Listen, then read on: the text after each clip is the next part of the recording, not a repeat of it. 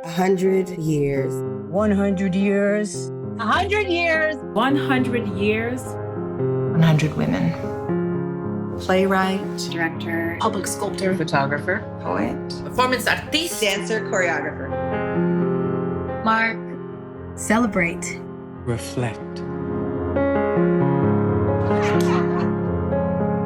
100 women.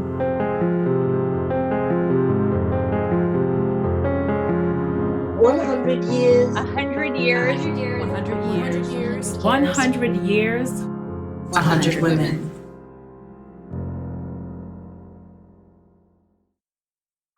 This project allows 100 artists to respond to the women's suffrage movement. August the 18th, 1920. It marks 100 years of the passage of the 19th Amendment. Both an observance of And celebration of Women in the struggle to vote. to vote, To have a voice. in the United States. It didn't just happen. Courageous women fought for so many decades.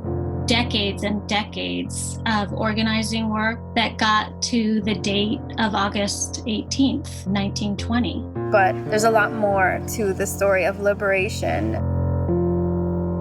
What was underlying was the labor of people of color and the work that hasn't been acknowledged yet.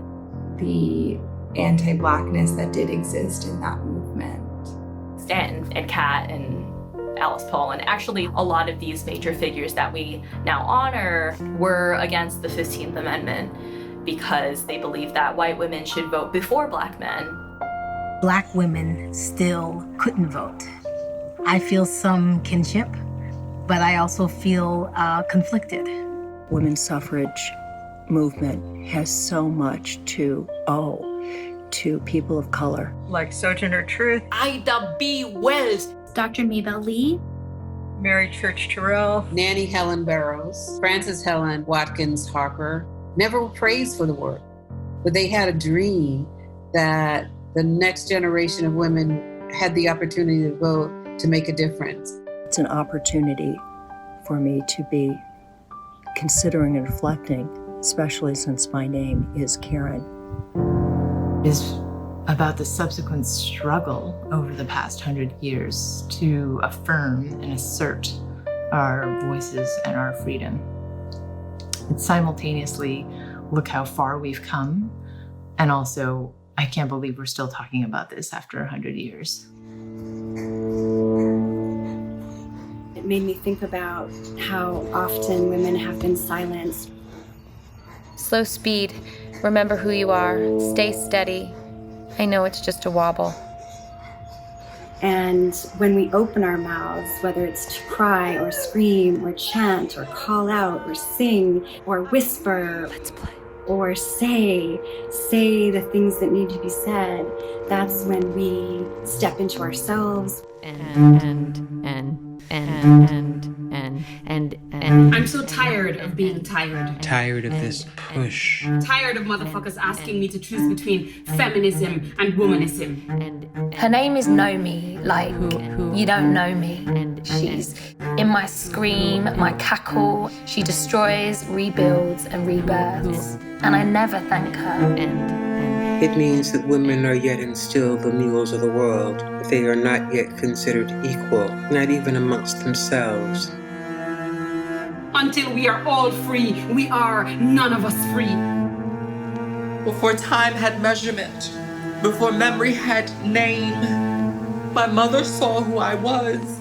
She knew I was a woman. And who is us? What if we didn't know? What if we didn't know? Sisters, mothers, many voices, Untold stories.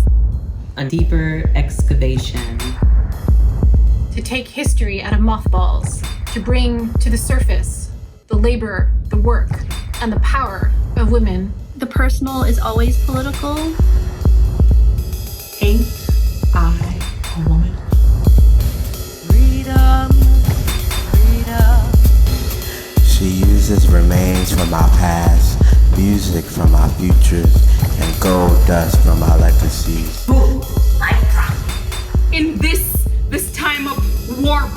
pandemic. The world as we know it has stopped turning.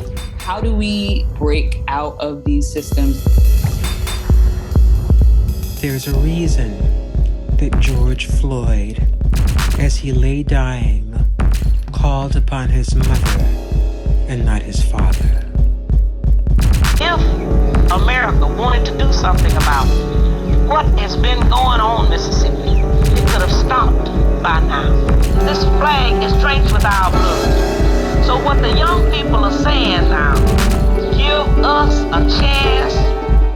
Until we are all free, we are none of us free.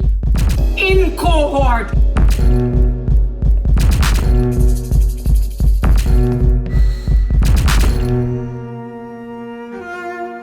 And so we begin again. But this time we're going to start with the truth.